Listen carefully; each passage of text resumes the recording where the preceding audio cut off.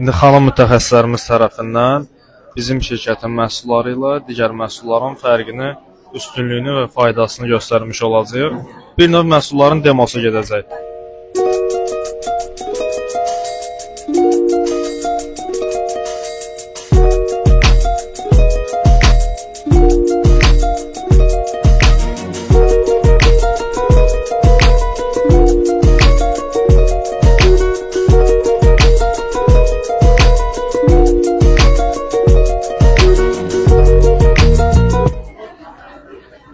Elisbet kupkurudu.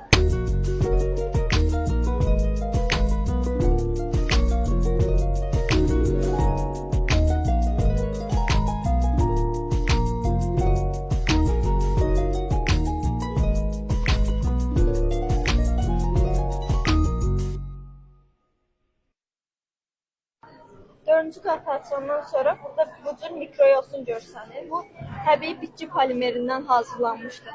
İndi təcrübə üçün sizə göstərəcəm ki, əlavə də suyu necə hopduracaq.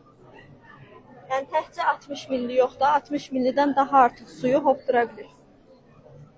Görəcəksiniz ki, bütün stəkandakı suyu özünə çəkəcək. Yəni bu özü də bitkidən olduğuna görə insan bədənində hər hansı bir bakterial mühit yaratmır.